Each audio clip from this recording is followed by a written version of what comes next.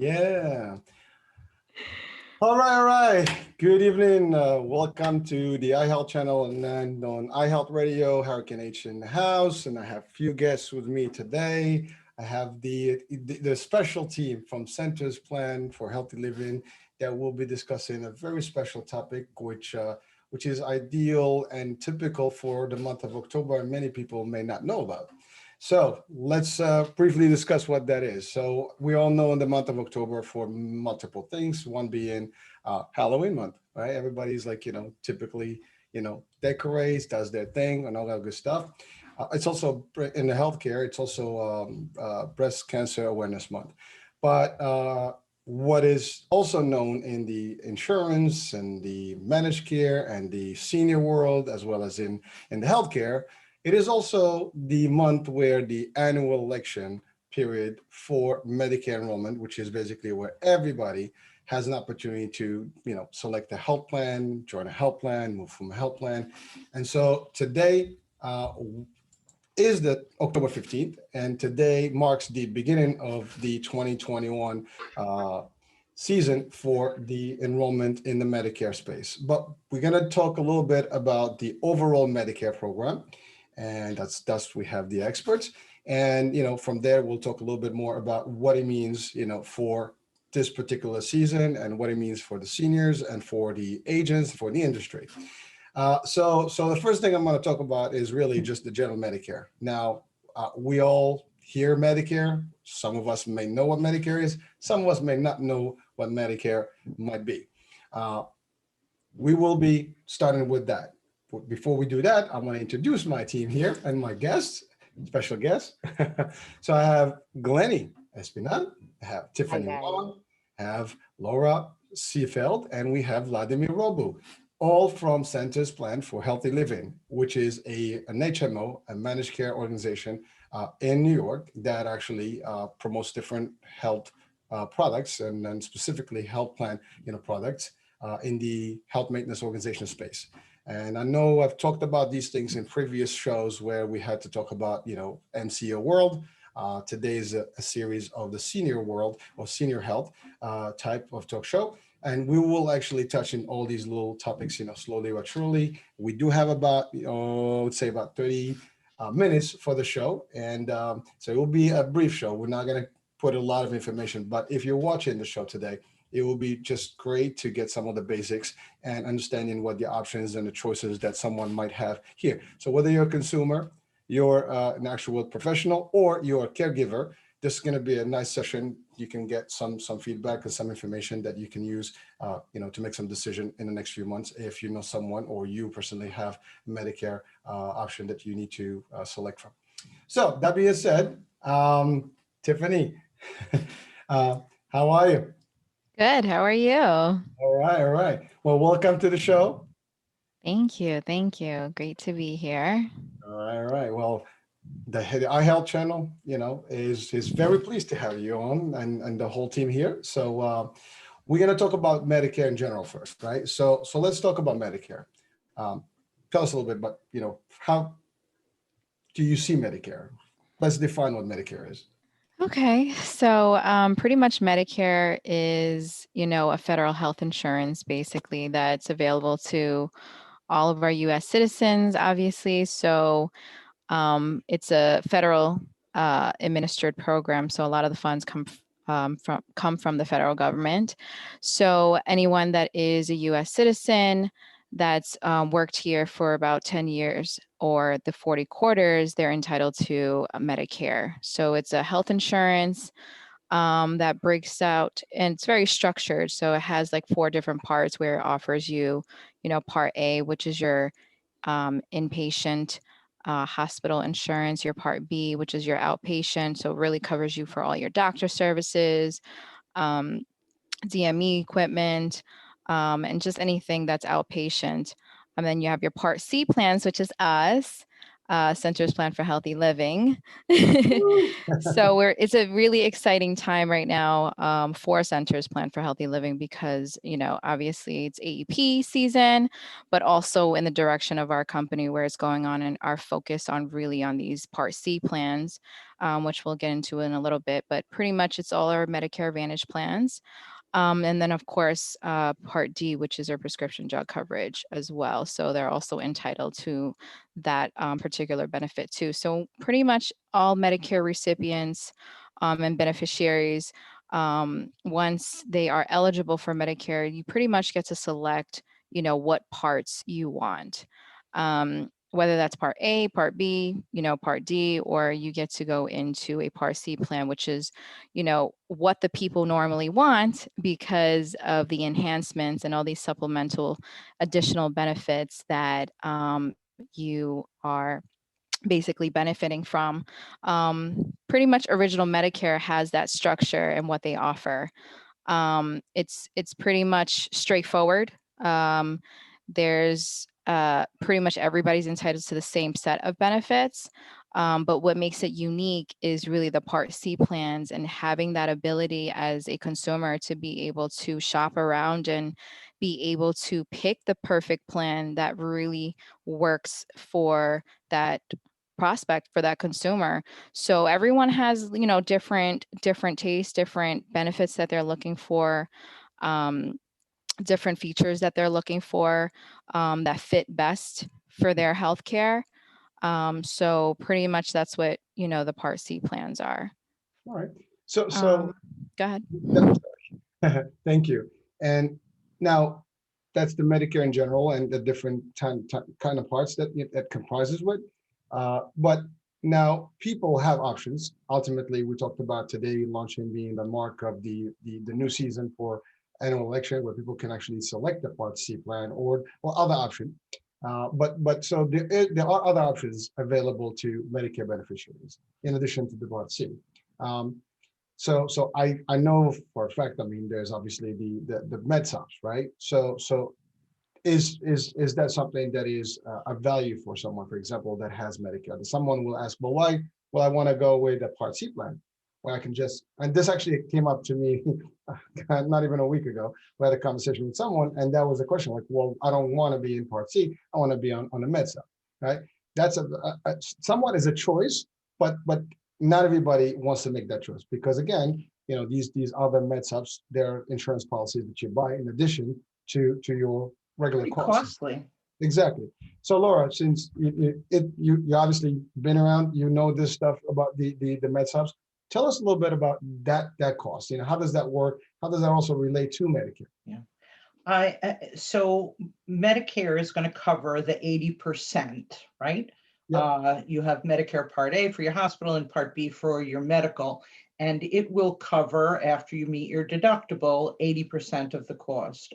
Supplemental is designed to cover the 20%. So you're going to pay in this day and age probably around $315, $318 a month to have the supplemental cover the 20%. It's only going to cover exactly what straight Medicare covers.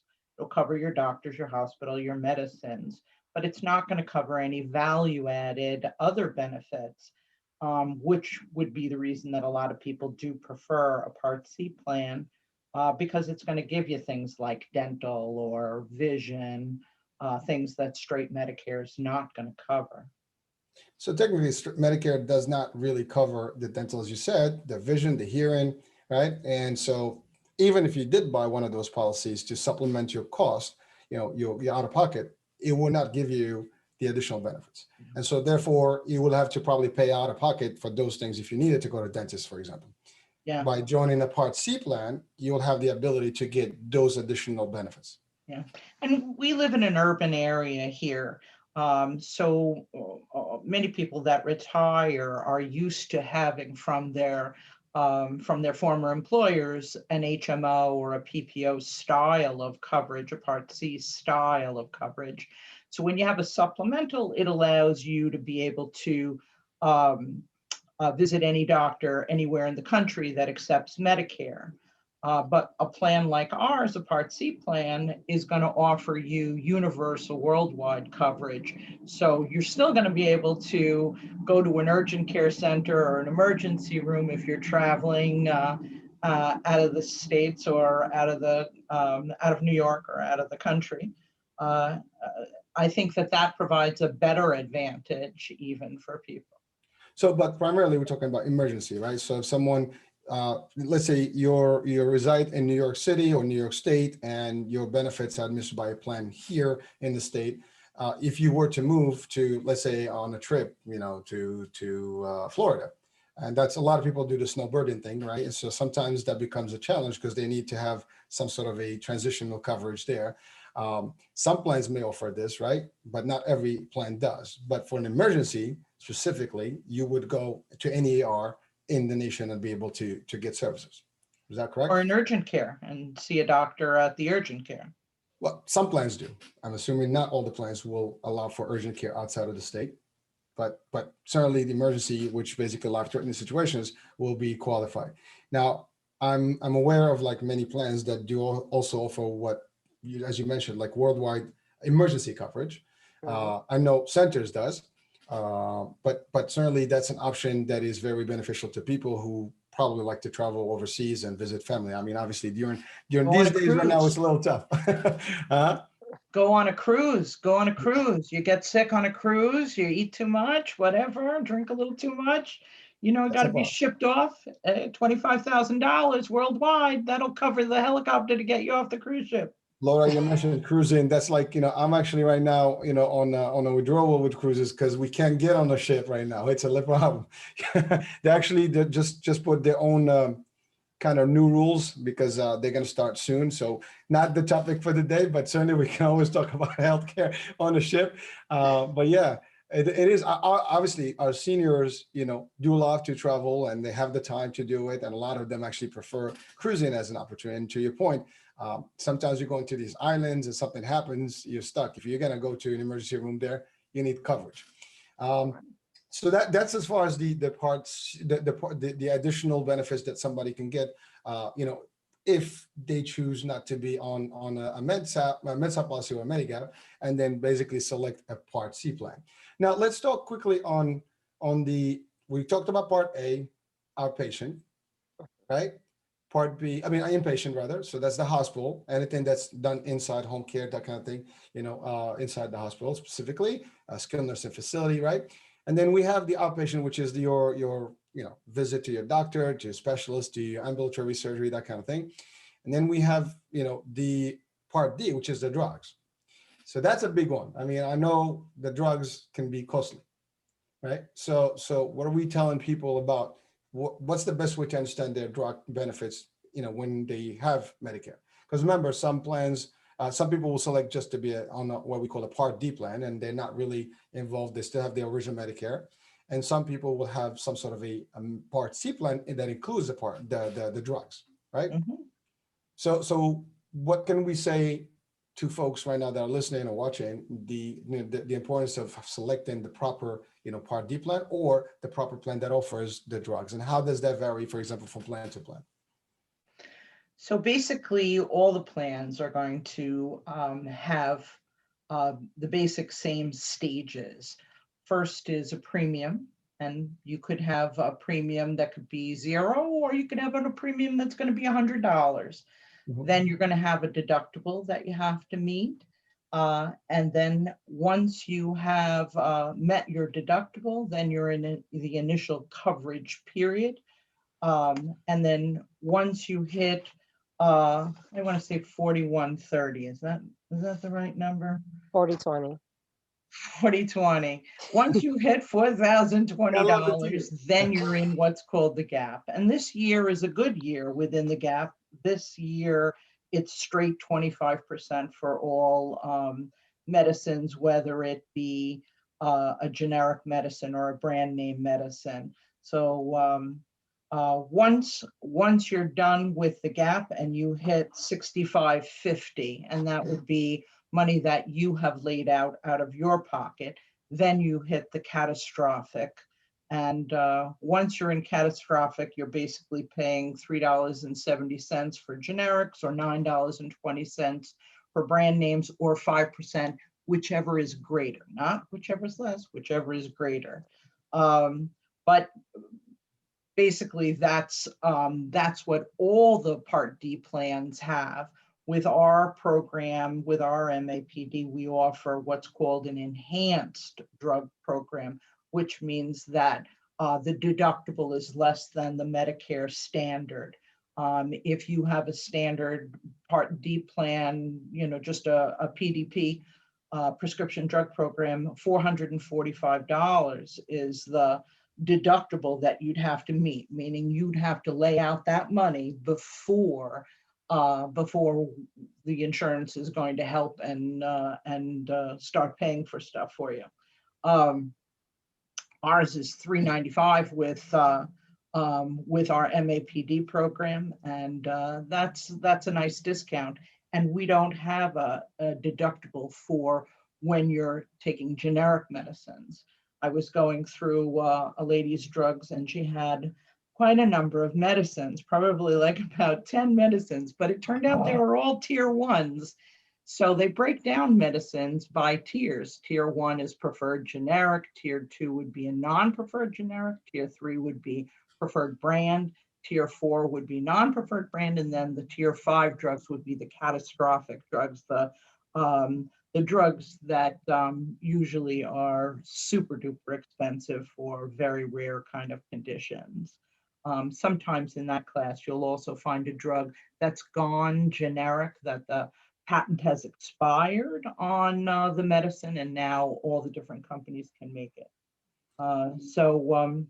Yeah, it's really nice if you could have all your drugs be tier 1s.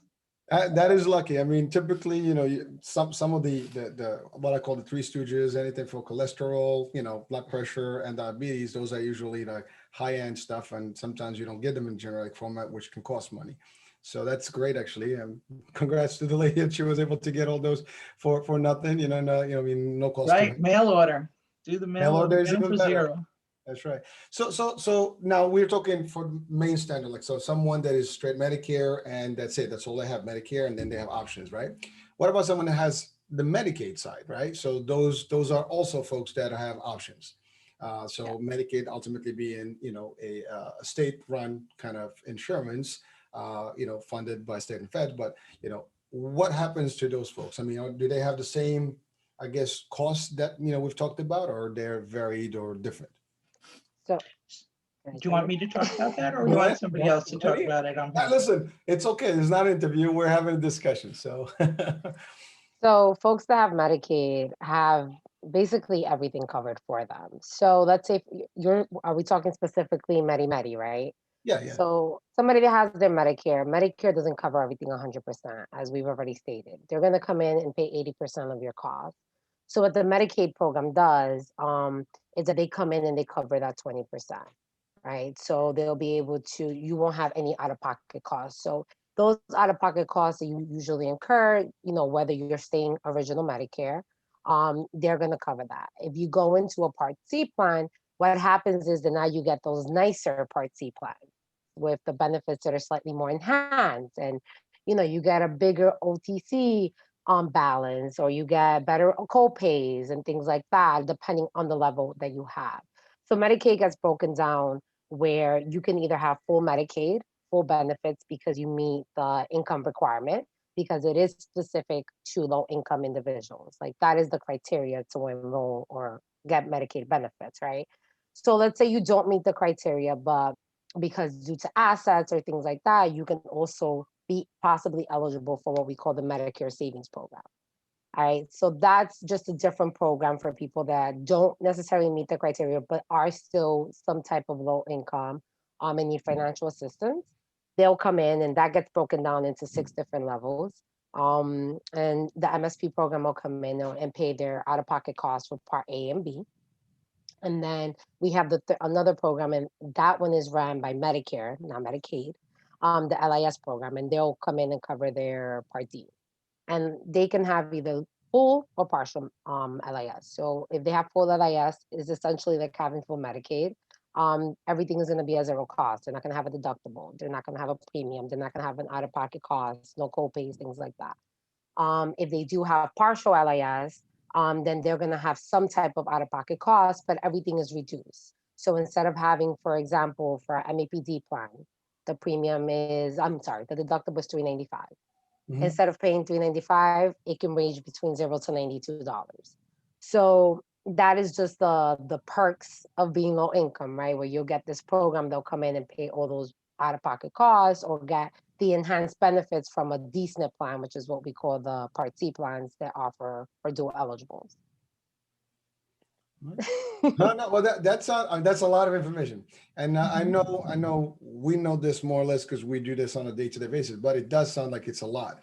And so a good question to Laura. I mean, how do you really handle putting all that information to your clients? Because it is not easy to explain all these details and all these options, because I'm sure you come up across some folks that may qualify for different things or may be eligible, but they don't know. So it's pretty hard, right? I mean, what usually Yeah. do I, to kind of I convey like to this in an sit easy down way? and chat with them about what their income level is, if they're saying that things are too costly for them. You have Epic, the New York State SPAP, which is got an income for an individual single person at $75,000 a year, married couple at $100,000. So when you start talking to people about that kind of level of help, they become more open to sharing their information, and you can assist them.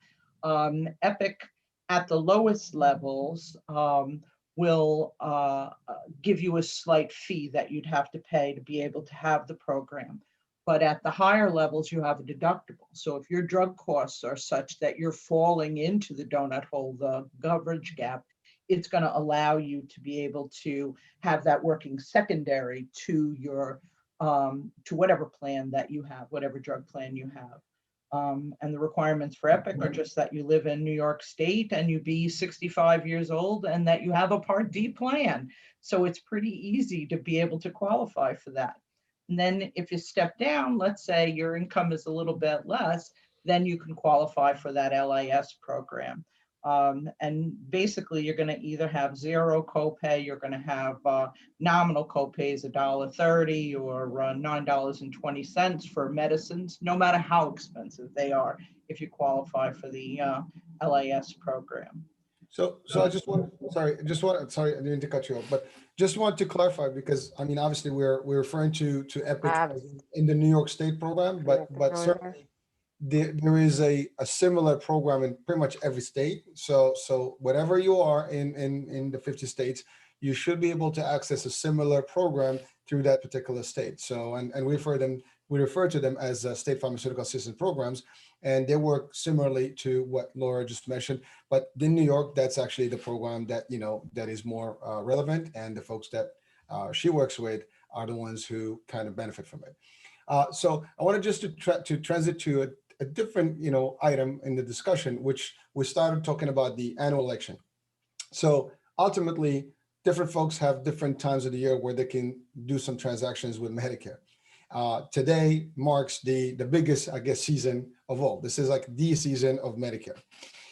So can anyone tell us a little bit more about the different options that folks may have throughout the year, the different restrictions, and why today marks the bigger and the better, time of the year for them?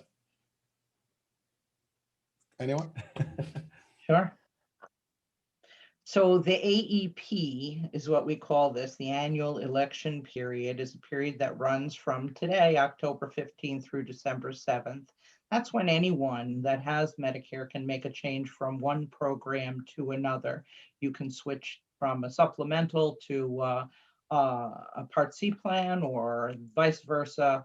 You can do whatever it is that you want to do during the AEP, and there's no limits. Basically, the way it works is whatever application that you sign to join whatever program, you can even do that multiple times during this period. It'll be the last date, the last signature date that you've submitted in is the one that will end up going into effect for January 1st. Once January 1st hits, then we have a program called OEP. This is available to people who have made a change during AEP. It allows them to be able to have a look-see, if you want to think of it like that, and they can make another change if they're dissatisfied with the plan they've enrolled in, or they just want to go to something else. They can make that change during January 1st to March 31st. So then after that, what, they get locked in, obviously, and they can't go anywhere? Then you have to have a special election. That's called the SEP. And with the SEP, there's certain requirements that are going to exist. If somebody has Medicaid, for instance, that will grant them an SEP. If you move from New York to Florida, changing your address, moving to a different service area is going to allow you to have a special election period. So there's a number of them.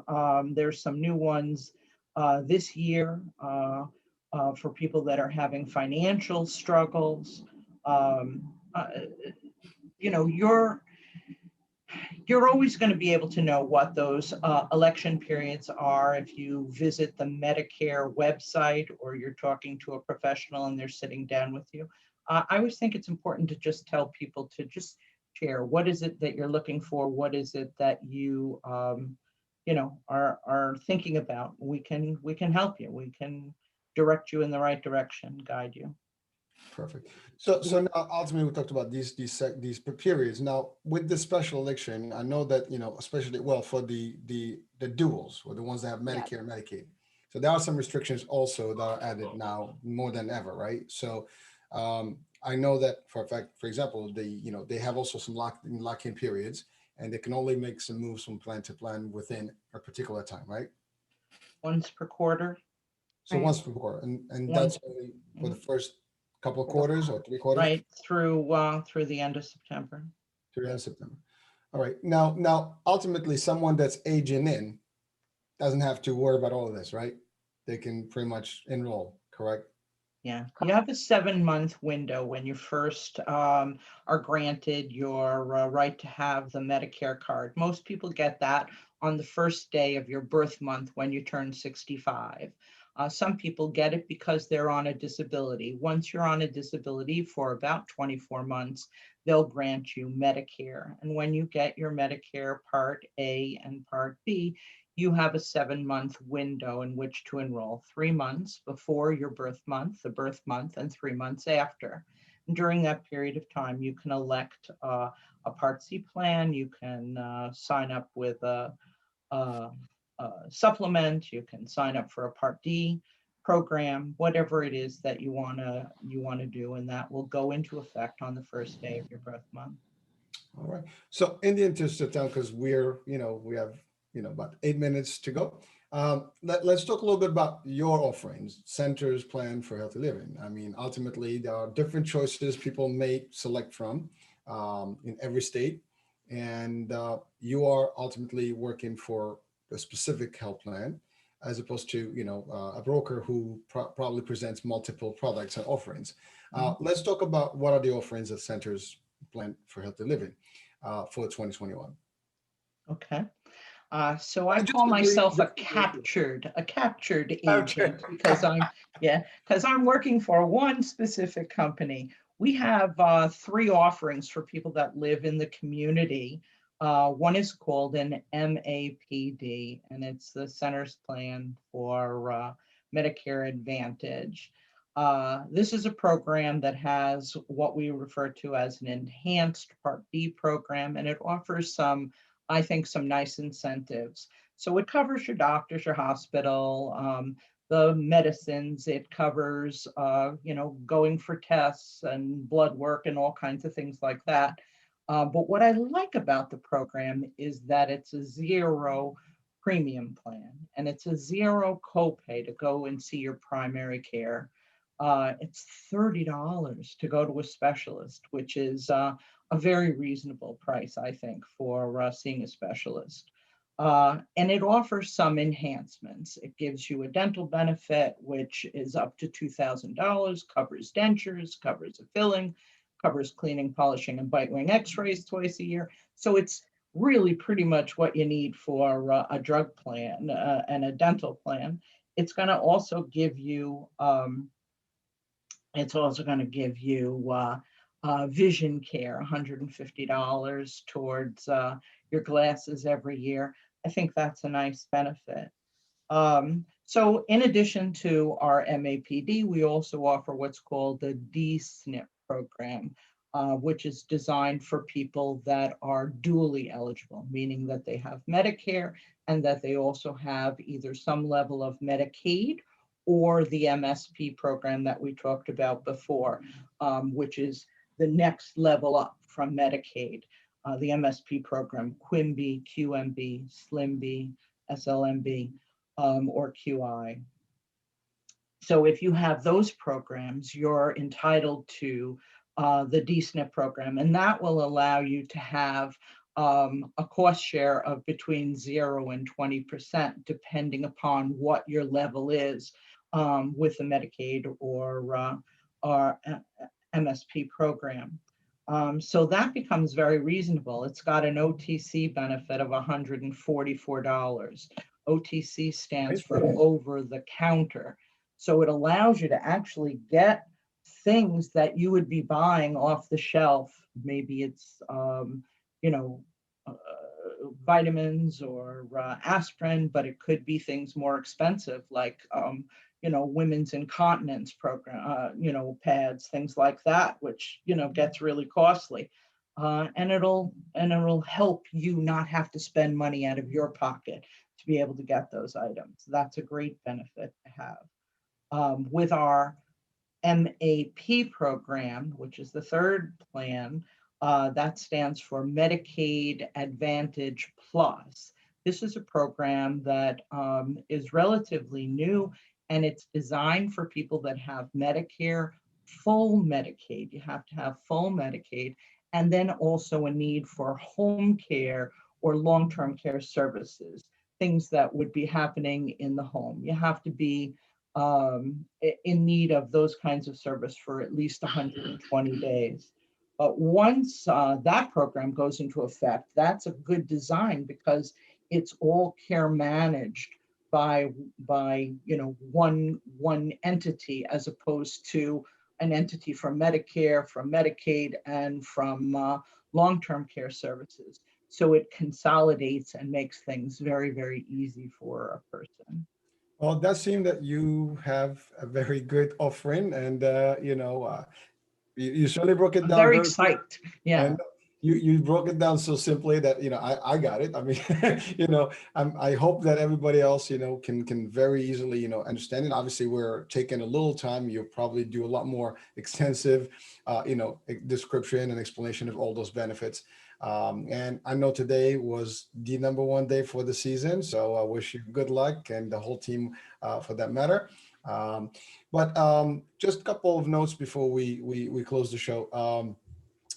So obviously this is also a compliance, season. So, just what would you say to all the agents out there about, the practices that we should observe?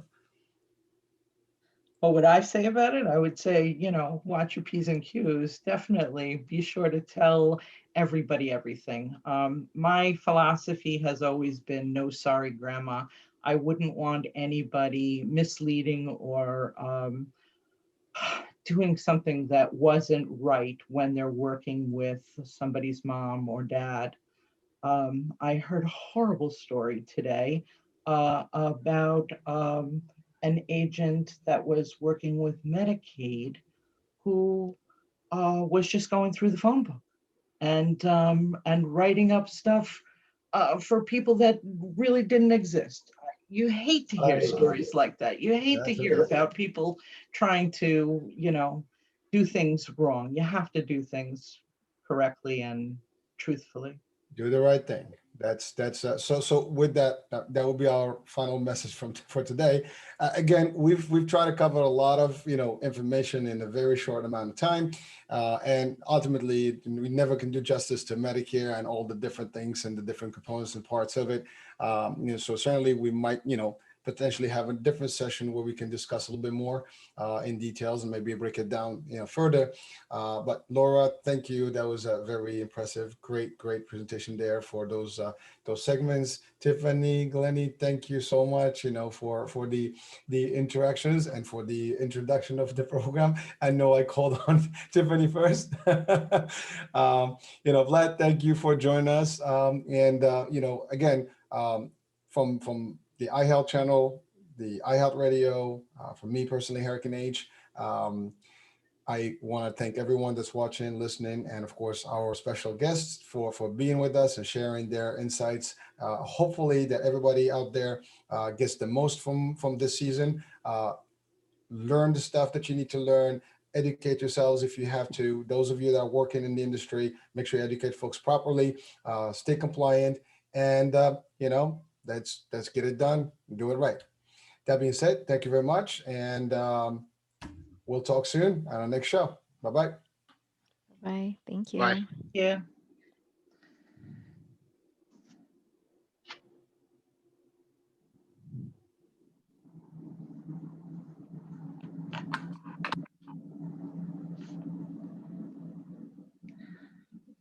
Are you in your car, Vlad? Yes, I'm